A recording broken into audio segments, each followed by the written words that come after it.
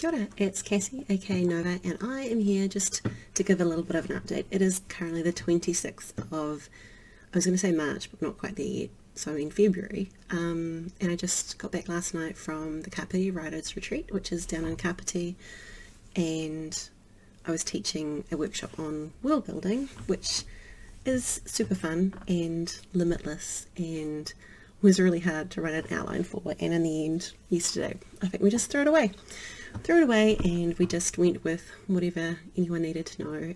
I had the most amazing group of participants, ranging from authors who spent years forming these stories in their heads to people who were finished a rough draft or working on one at the moment or planning for a new one. All stages of writing, and it was such an eclectic group, but they gelled so well together, and it was just beautiful watching them share openly about their own problems and their stories, and also ideas for other people and how they could improve their world. I don't feel like a natural teacher. I'm always incredibly nervous and worried that I'm not going to deliver to expectation.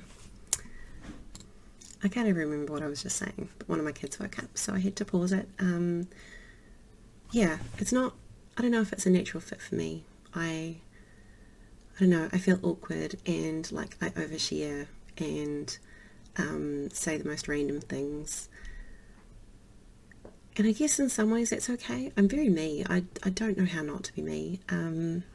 But everyone seemed to enjoy it, which is the main thing, right? We also, when you teach at Kāpiti, you also participate like in a 1 hour talk later on in the afternoon, and I got to do mine with Isa Pearl Ritchie, who is a really good friend of mine, and that was really fun too. So he talked about writing for empowerment, and honestly I don't even know what I said, but lots of people came up afterwards and were thankful for the things we talked about. Life is hard, right? And I think we just all need to be gentle on ourselves. And it was really interesting because I feel like I spent quite a lot of time over the weekend reassuring people that things will be okay, and it's okay for things to be crap when you first write them, and things can be improved and we can always learn. And I feel like maybe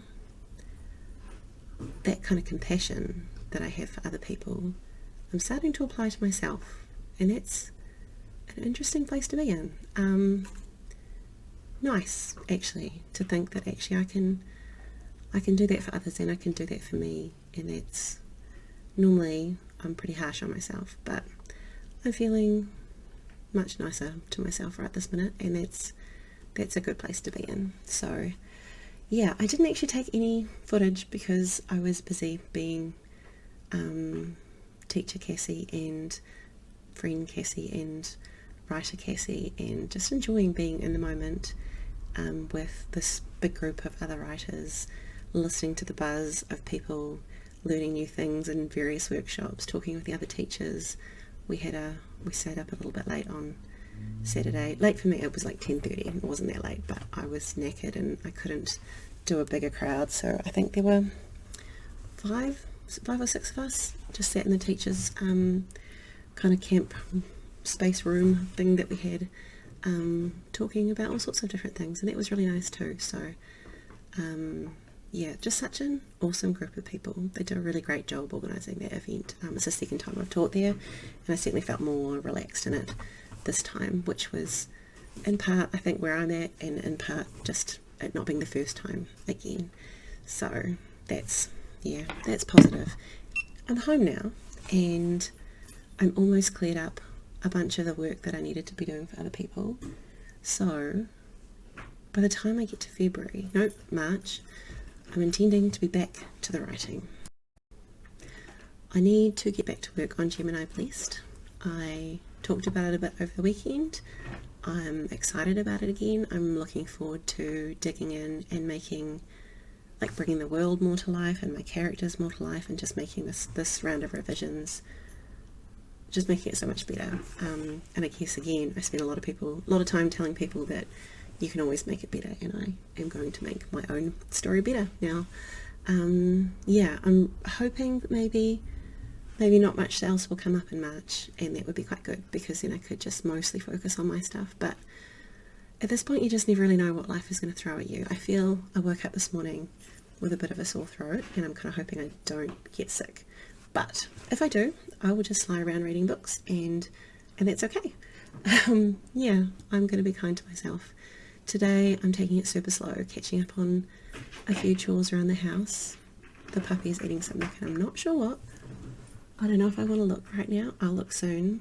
I missed her so much. Like, I actually cried when I left home because I haven't been away from her for the entire time I've had her, which is like 6 months, and I was so happy to be home and to have her licking my face and being a beautiful goofball. We had a lovely walk this morning, and I spent half the night sleeping on the couch with her right near my face, which was lovely. Yeah, it's nice to be home, but it was really heart-filling to be away as well. Nice to have some space from this, to remember that I'm also a writer. I really don't know what she's eating. I might need to go and take a look.